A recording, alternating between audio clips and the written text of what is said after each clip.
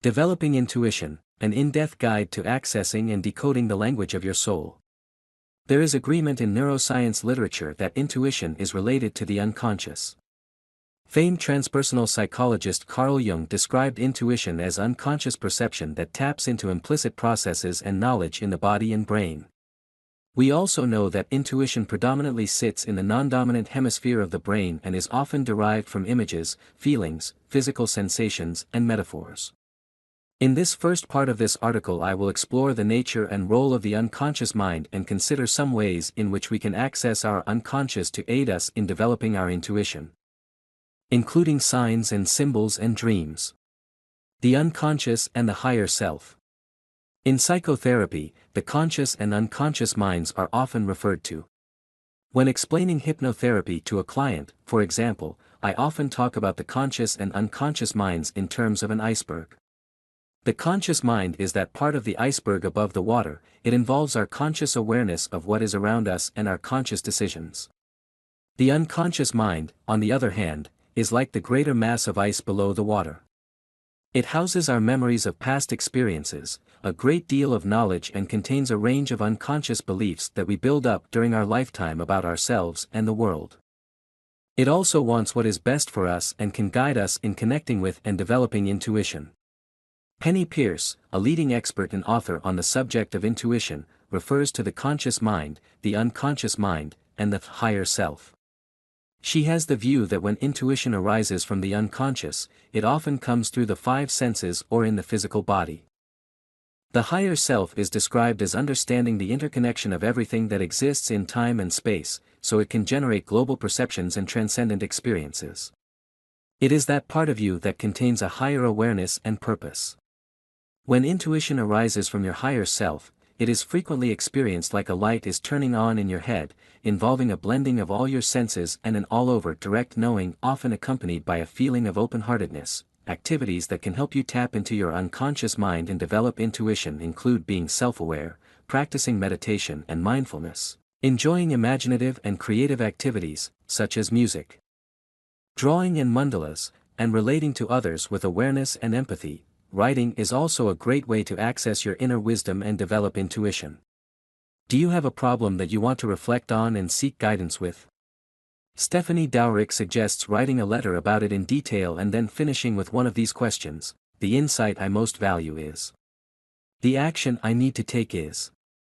Or, I am most grateful to see that.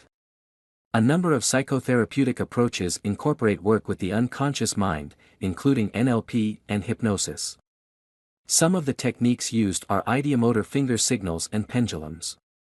With ideomotor finger signals, the therapist explains to the person in the trance state that communication with the unconscious mind can be set up through finger signals, and that the individual does not need to make any conscious effort to move the fingers.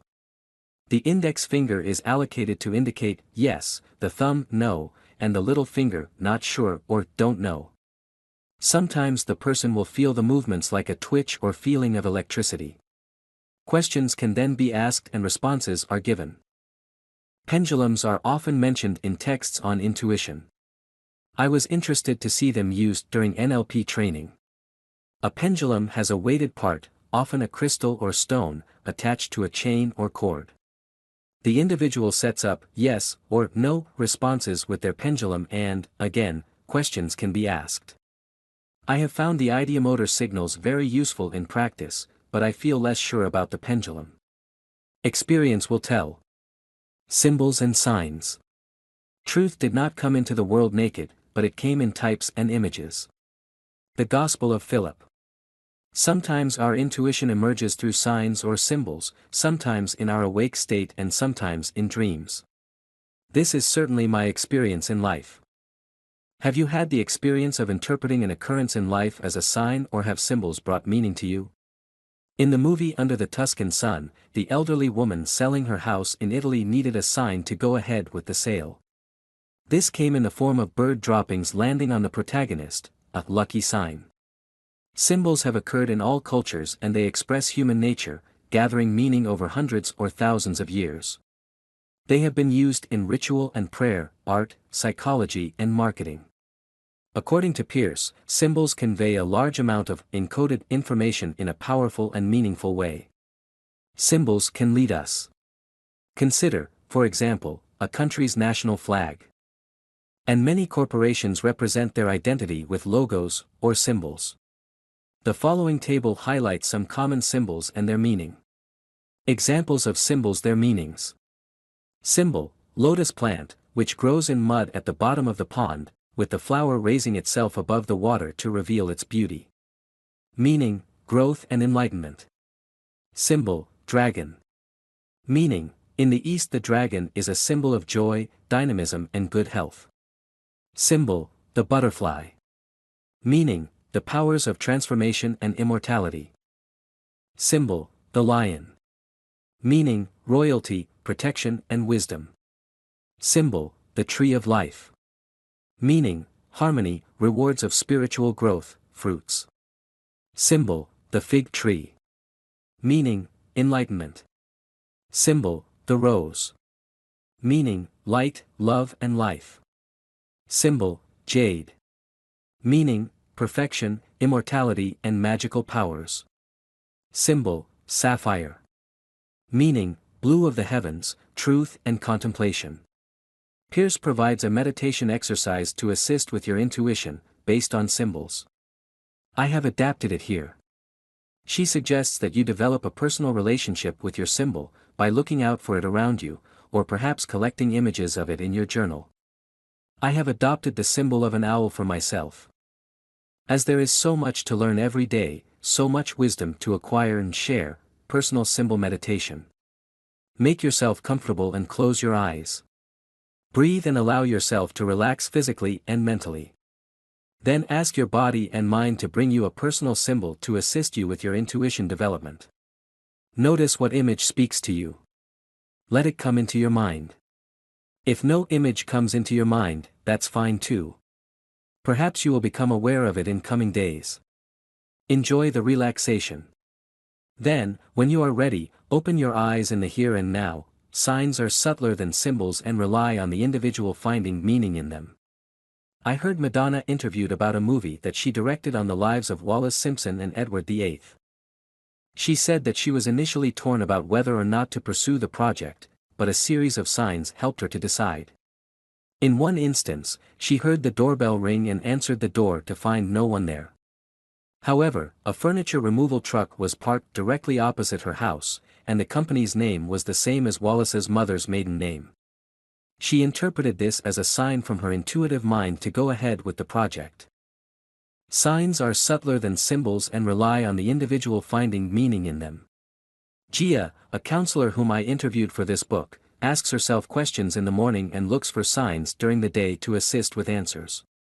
Signs might come from number plates on the road, books that catch her attention in the shops or online, billboards, movies, sounds, animals that cross her path. I too have had some interesting experiences with signs.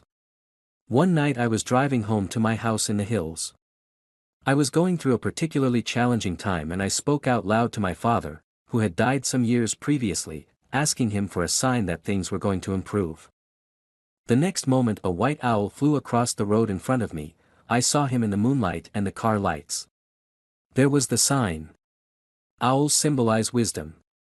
My father had plenty of that and he loved all animals, including white birds. I got the message that things would get better. In her later years my mother had poor circulation and liked to always have socks on her feet to keep them warm. It is interesting that psychics giving readings will pick up on this sort of thing.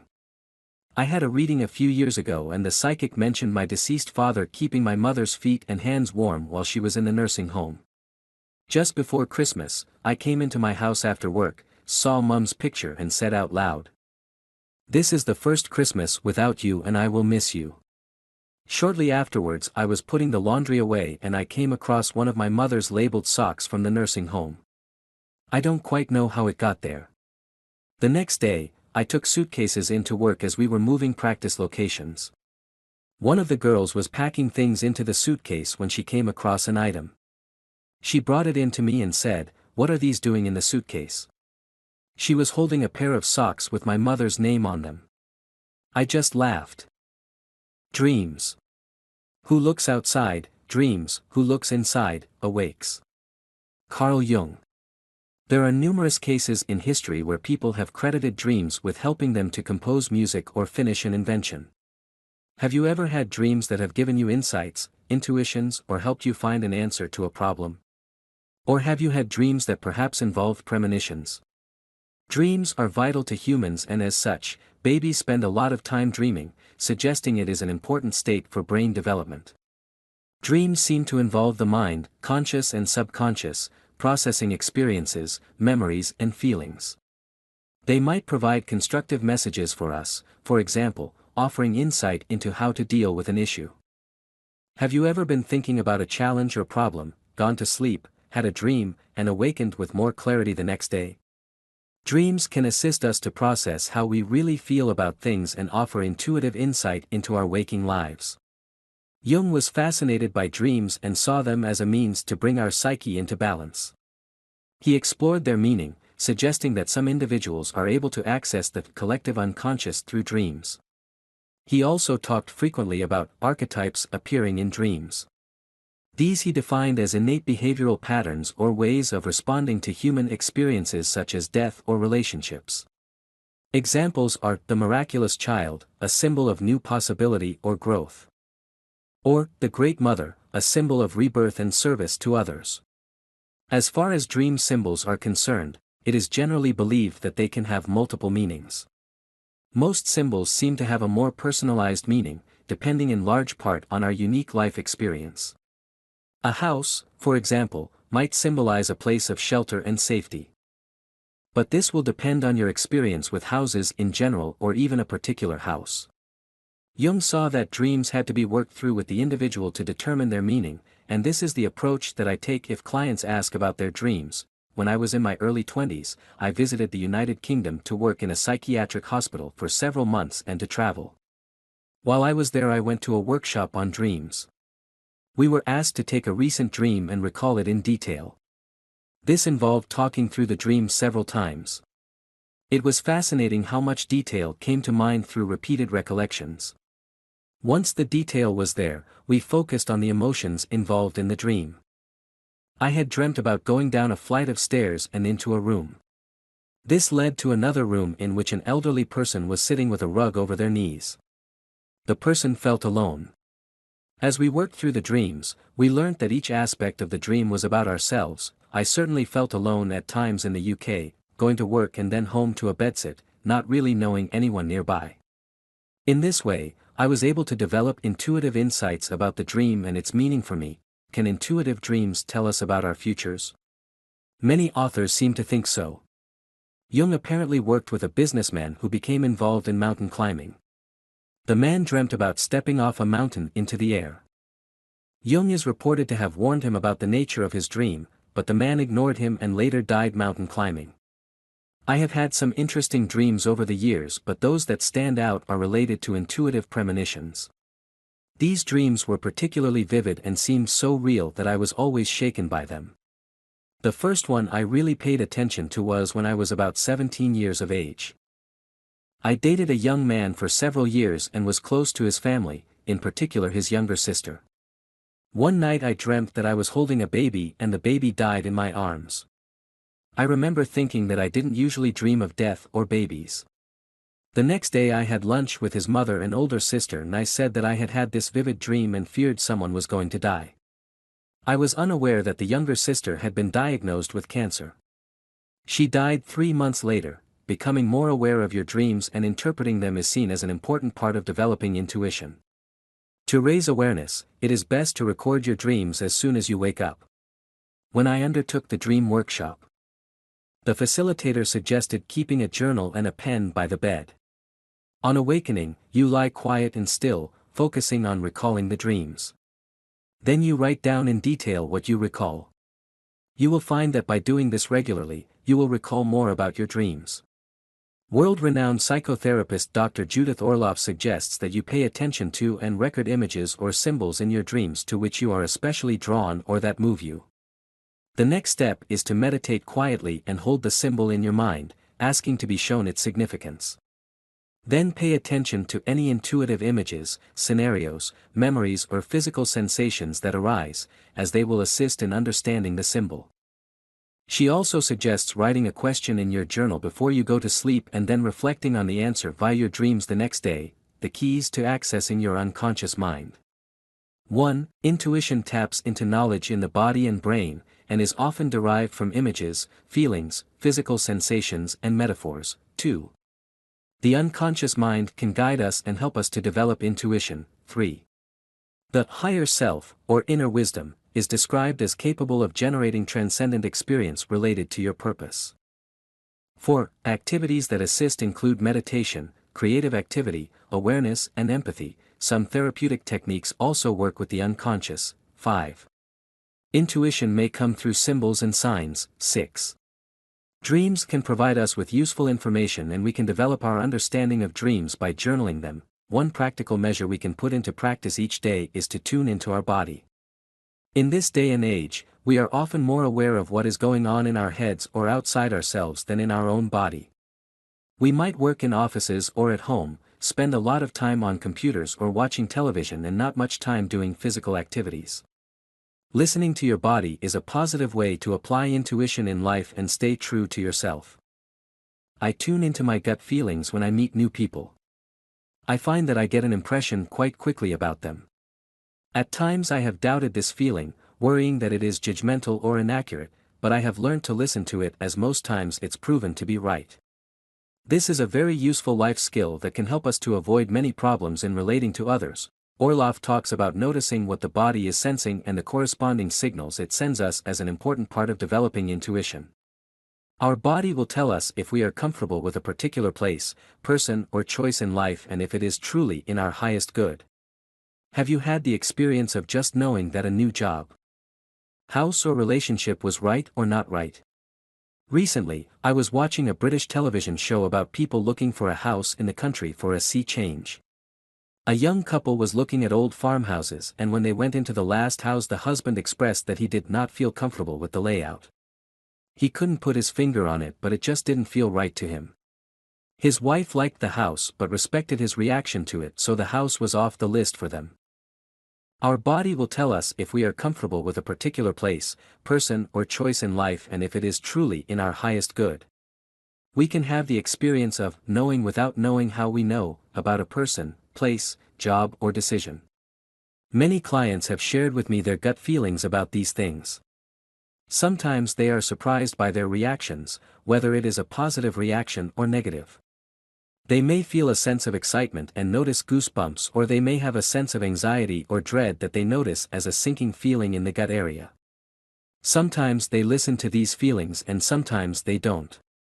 Continue to pay attention to the messages your body gives you and you'll soon find that you become more in tune with your body's responses and your intuition in general.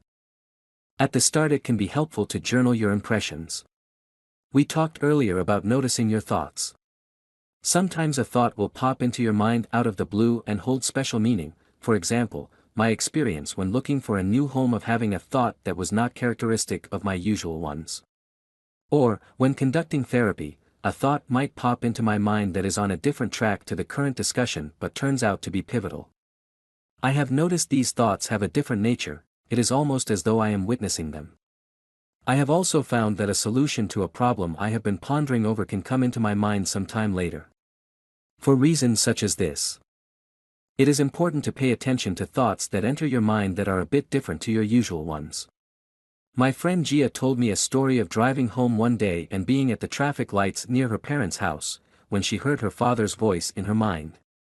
She recognized that he needed assistance and so changed her route and went immediately to their house. Her father was not well and their phone line had suddenly died. They could not believe it when Gia walked in and was able to help them. Paying attention to and heading these flashes of insight is an important exercise for developing your intuition, guidance through meditation. Mindfulness and meditation have been referred to in earlier chapters as an important step in developing intuition. We can extend this to applying intuition in your everyday life.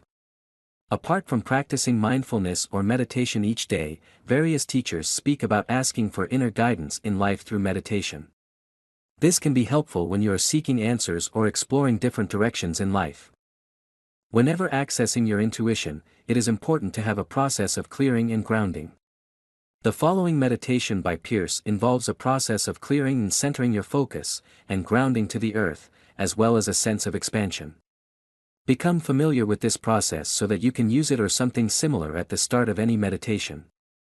Meditation on light. 1. Sit in a chair with your feet on the floor and your palms resting on your thighs. Close your eyes, breathe evenly and bring your attention inside your body. Draw the energy from above your head into the center of your head. Imagine a point in the middle of your brain, let a pinprick of light break through right there. Through that white hole, allow light to emerge and form a small ball of light. Imagine the light radiating through your brain in all directions, clearing away old thoughts of fear, doubt and confusion. 2. Now shift your attention to the base of your spine and imagine a spot just in front of your tailbone. At that spot, let a second pinprick of light break through. Again, allow the light to emerge and form a small ball. Let the light spread, filling your pelvis with light. 3. Allow that light to drop straight down from the bottom of your spine into the earth below you. Watch it reaching down towards the center of the earth, forming a column of clear light, merging into the clear light at the center of the earth. Energy starts to rise up from the earth's core into your body. Feel the energy entering through the bottom of your feet and flowing up through your legs into the rest of your body. When it comes to asking for inner guidance, Dr. Orloff suggests asking yourself in meditation, what do I need to be aware of or know right now? Then notice the thoughts, feelings or images that appear. She points out that the response might be delayed, for example. You might be wondering about an issue and sometime later you come across an answer, in a TV program or book, or someone you know says something related to it and the answer comes to you. I've certainly had that experience, both when working with clients and in my writing, particularly when looking for ideas or inspiration. An adaptation of Orloff's meditation on accessing your intuition follows. Accessing your intuitive mind meditation. 1. Make yourself comfortable in a quiet place and let your eyes close. Breathe and relax a little more with each breath out. Let your thoughts drift out of your mind, like clouds floating across the sky. 2. Center and ground yourself, then focus your awareness on the body. Allow your awareness to settle in the area of the solar plexus. Breathe into this area and deepen your sense of relaxation. As you breathe into this area, find a deep and quiet place within yourself. You naturally have access to your own intuitive guidance. As you rest deeply within yourself, get in touch with this inner wisdom. Ask it, what do I need to be aware of or know right now? Be open to the response.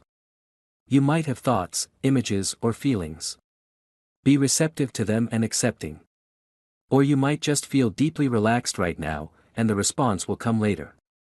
3. Again, when you are ready, notice your breath, gradually have a stretch and come back to the room. Sometimes we want assistance in making decisions. We can ask the mind for intuitive guidance by using yes or no questions in meditation and noticing the feelings and images that come to mind. You might have the feeling of being pulled towards yes, perhaps with feelings of joy or relief. Images related to a yes response might include flowers or a bird taking flight. Music might come to you. In contrast, a no response might involve feelings of shutting down, numbness or a sense of dread. Negative images such as an ominous storm or an airless room, or maybe a snippet of somber music might signal a no. When asking for inner guidance, Dr. Orloff suggests asking yourself in meditation, what do I need to be aware of or know right now?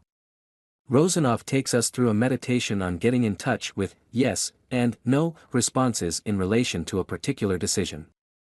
Once you understand your responses, then you can ask for guidance in meditation. I have adapted Rosanoff's meditation here, yes or no meditation. 1. Make yourself comfortable and let your eyes close. Take a few moments to focus on your breath and let each breath relax you more deeply. Allow your hands to rest on your lap, with your palms facing upwards. 2. Now think about the decision you need to make and imagine that in one hand you are holding the word yes. And in the other hand you holding the word no. See the letters and feel their weight, sense their texture. Take a few moments to focus on the word yes. How does it feel? How do you feel? Do any images or sounds come to mind? Now take a few moments on the word no. How does it feel? How do you feel? Take as long as you would like to explore all the sensations, feelings, visions or music that go with the word no. 3. When you have a clear sense of yes and no, you might want to ask questions of your intuition in your mind and sense the response. Explore this idea for a while. Then, when you are ready, you can open your eyes and come back to the room. 4. When you are finished, take a few moments to breathe and think about what your intuition has been communicating to you about your decision. The ideomotor signals described earlier or pendulums work in similar ways, and you might find these useful. Another meditation to assist with decision-making, based on different paths, is adapted here: path meditation. 1. Make yourself comfortable and let your eyes close. Breathe and relax and let go of the thoughts or distractions of the day. Imagine yourself walking down a path and feel the ground under your feet. Take a few moments to notice what is around you and notice that the weather is just right for you. 2. While you are walking, go over the decision you have to make in your mind and consider what the options are in relation to this decision. Then number them. You might have 2 options or even more. As you are walking, a little way ahead the path breaks up into several paths. It splits into as many paths as you have possibilities in relation to your decision. When you come to the place in the path where the road divides, stop for a moment and notice that each path represents one of your options. Number the paths in any direction that is comfortable for you and let those numbers correspond to the numbers of your possibilities. 3. Take your time and take a medium breath in and out. Then slowly travel down one of the paths. Notice how you feel. Where does the path take you and how comfortable are you on this path? Does it feel right? Take as long as you want to explore this path. When you have finished, go back to the place where the paths meet. 4. Choose another path and explore it as you did the first one. Continue exploring until you have experienced each path. When you have finished, take another medium breath in and out. Then, when you are ready, open your eyes, back in the room. 5. Now take a few moments to reflect on your meditation and what you experienced. Contemplate which path felt most intuition ally right to you, right. Another way to tap into intuition in our everyday life is to write. We talked earlier on about paying attention to our thoughts, feelings and sensations related to intuition and the usefulness of writing to heighten this awareness. You might keep a daily journal and record your experiences or reflect on life. You might want to make your journal special, perhaps by finding an attractive journal to use or decorating a notebook. At the start of your journal, you might consider writing about what you love. According to Choquette, writing about this enables us to get in touch with our spirit. Your journal is about you and your life, so I suggest reading your entry about what you love before you write in your journal each time, to open up your mind and spirit to joy and possibilities. Or consider doing a brief meditation before you write, clearing the mind and asking your intuition for guidance. Several authors refer to writing as a means of accessing everyday intuition, either through journaling or by asking specific questions and then responding to them. You could write the questions that you want to address at the top of the page. These might relate to past events, work, money or relationships. Consider doing a short meditation and ask that you be guided by your intuition in your responses. Then go about answering the questions. Trust what you write, just let the answers flow. You can ask about decisions in this way too. Some people ask the questions with their dominant hand and answer with their non-dominant hand as a way of accessing and developing the intuitive and creative part of the mind, the keys to applying intuition in your everyday and working life. 1. Nurture your everyday intuition and listen to your body, as it gives valuable information about people, places and decisions. 2. Pay attention to thoughts that pop into your mind or that are a bit different to your usual thoughts, as they may give you valuable information. 3. We can access and develop our intuition in meditation. There are specific meditations in which you ask your mind questions, and there are meditations that can assist with decision-making. Develop trust. You might have noticed that the word trust has appeared a number of times in this text. The most important aspect of developing your intuition is developing trust in yourself and in your intuitive capabilities. How many times have you had a gut feeling and not paid attention to it? I still get caught out. Those who are intuitive often differentiate head versus heart. The former refers to use of the rational mind and logical thinking, and the heart in this context refers to emotions and intuition. We must learn to listen to both and to trust rather than discard our intuition. How many times have you had a gut feeling and not paid attention to it?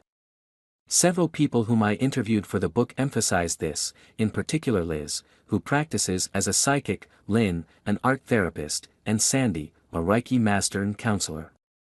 Here are some of their comments regarding trust. As a child, Liz would have strong intuitive feelings. But she did not understand what they meant. She had a major accident at 19 and a near-death experience. Since that time she has become more spiritual and has had psychic experiences. She now does psychic readings. Liz said, everybody has intuition. The key is to have confidence and trust. We must ask, trust and believe. When she was a child, Lynn would know when things were going to happen but others would not listen. She also had an accident at the age of 17 and noticed that her intuitive abilities developed after that. Lynn now works intuitively as an art therapist and she has learned to trust her feelings. Sandy said that we are all basically intuitive, but we have to learn to listen to the information that presents.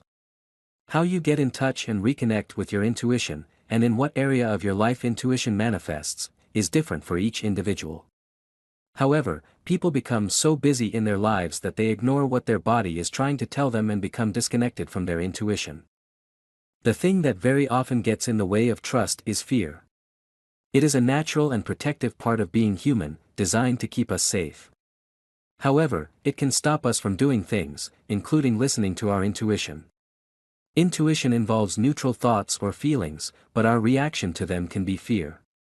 The aim is to diffuse this fear, but to do this we need to understand ourselves and look at how the fear gets in the way of us expressing ourselves. Much of this is about getting to know yourself better. Consider these questions. Has fear impacted on your ability to express yourself or listen to your intuition? Where does this fear come from? Why is it so hard to have faith in our innate abilities and ourselves? Well, we are influenced by society in all that it involves, including our family and our friends, our peers, education, religion, culture, media and government. Because of these influences, growing up in Australia is different, not better or worse, just different, from growing up in China or the United States. These influences shape our underlying beliefs about ourselves, the world and our future. The thing that very often gets in the way of trust is fear. When you think about it, in our society we are taught to follow rules, to think logically and to achieve. Children are often intuitive and some are very sensitive. They might be told to stop being sensitive and develop a thick skin to survive. The media constantly bombards us with images of trauma and destruction. We do need order in our society and logic, but there can be a downside. We can retreat into fear, lose touch with our creative and intuitive sides, lose sight of our dreams and not believe in our own self. My son always loved drawing and painting when he was young and I was often setting up his easel and paints for him. He went to a fabulous school that encouraged him in many areas. By high school, however, he expressed that he did not enjoy art at all. Why was this? I wonder if it was because the classes were all about drawing techniques rather than expression. He was taught how to produce paintings using the skills of Picasso or Van Gogh, but what he sometimes wanted to do was to create his own. I remember too that when my son was heading into his teenage years, a teacher asked him what he wanted to do when he finished school. He replied, "I want to be a rock musician." The teacher said that was not a career and he should think about something else. I couldn't resist and chipped in that it was great to have a dream and that if he wanted to pursue a career in music that was fine. Interestingly, he is now pursuing his dream and studying to compose and perform his own music. He recently said, "I don't know when it will happen, whether it is in 1 year, 5 years or 10, but I will have a band and travel the world." I believe that he will. Teacher and educational innovator Loris Malaguzzi describes beautifully how children are taught to not have dreams or be creative. The child has 100 ways of thinking. 100 worlds to dream, but they steal 99 the school and the culture. As a result of such influences we can also develop a negative or critical voice in our mind, which perhaps says that we are not capable of different things, including being intuitive. We learn to look outside ourselves for answers, to experts, rather than within ourselves. In addition, we look outside ourselves for reinforcement and approval. So many of my clients refer to themselves as people pleasers. Can you relate to this? As mentioned earlier, I find cognitive behavior therapy, CBT, very useful in my work and for developing intuition. Based on the view that thoughts, feelings and behaviors are interrelated, CBT invites you to notice your feelings and your thoughts. We often mix up our feelings and our thoughts, perhaps saying, "I feel as though I've made a mess of things." This is actually a thought. The feeling might be sadness or disappointment. We all have fairly constant streams of thoughts, often automatic in nature, which can impact on our feelings and behaviors. In CBT, the therapist works together with the client to guide them through strategies such as identifying which thoughts are helpful and which are unhelpful, and then learning to challenge and correct the unhelpful ones. In addition, underlying beliefs are examined. A number of unhelpful unconscious beliefs drive our thoughts. Such beliefs include that we need to be loved and approved of by everyone or need to be highly competent at everything, the basis of perfectionism, or perhaps in control all of the time. These beliefs work for us in some ways, in that we aim to do our best and put in effort to achieve, but it is not possible to fulfill them perfectly all of the time, and so they can also push us around in negative ways. We need to trust in ourselves and let go of our expectations. Through my work in this area, I have often reflected on my own thinking and underlying beliefs. My beliefs have helped me to achieve my aim of being of service to people, but there have been costs. At times I have given myself a hard time for not always achieving my very high expectations. I've also worked far too hard at times, exhausting myself mentally and physically in the process. I reflected once on where these beliefs came from in my life, and I found myself thinking about being 6 years old at school. Each Friday we had a test and we would then be put in order of our results for the following week. Those who did well would be placed at the back of the room and those who did poorly were placed at the front. On one occasion I was sick and missed the test. I was very upset at being put at the front of the class the following week. We need to trust in ourselves and let go of our expectations. We know ourselves very well, better than anyone else, and we have many innate abilities, including intuition. So let go of any doubts or negative thoughts and trust your intuition. To begin this process, Pierce suggests that we, 1. Write down our fears or what we feel negative about and see if these are focused on the past. 2. Replace the words in the statements with positive and loving words, such as acceptance and forgiveness. 3. Consider how our actions might be different with this more positive outlook. What our actions would be and how outcomes might be different. Let's use the steps above to work through an example. Step 1. My boss upset me. I applied for a pay rise and she said she could not see any reasons for it. She does not recognize the value in what I have been working on. This isn't the first time in my life where I have not felt valued. Step 2. She has a different background and worldview. What she sees as important is not what I see as important. I can accept this and let go of the old hurt. Step 3. What is important is that I recognize the value of my work and my own self. Rebecca Rosen, author and intuitive, has suggested another useful exercise for letting go of fears that could easily be adapted to intuition. She suggests aligning the following affirmations in your mind with each breath out. Affirm on the first breath, I am willing to let go of all past thoughts and fears that are holding me back. On the second breath, I am willing to let go of all my thoughts and fears that keep me from being fully present. On the third breath, I am willing to let go of all future fears and anxieties that may stand in my way of becoming all that I am meant to be. I regularly refer to the following meditation with clients when we are working together on developing a greater sense of self-worth or when they perceive that there are issues for them to let go of, such as some of the beliefs mentioned above. Again, you might like to try the following meditation and apply it with the aim of developing your intuition. Instilling positives and letting go of negatives meditation. 1. Make yourself comfortable and let your eyes close. Focus on the breath and relax. Using all of your senses, imagine being in the countryside or at the beach. Find a spot to sit or stand near the water, and notice there are some pebbles or shells on the ground around you. Gather some of them up and feel them in your hand, see their colors and feel their textures. 2. Your mind is like the water, the surface is like the conscious part of the mind, underneath the surface is like the unconscious. 3. Now take your time and attach positive meaning to each of the pebbles or shells. One might represent confidence or trust in your intuitive abilities, another might represent looking after yourself. Then, one by one, toss them into the water. Know that they will penetrate the surface of the water and float down until they settle on the bottom. In the same way, these ideas will settle into your mind. 4. A small distance away is a sailing boat tethered to the shore by a rope. This is not a boat to go sailing in. It is for you to use to let go of any negatives you choose to. On the sand are some sponges and pieces of driftwood.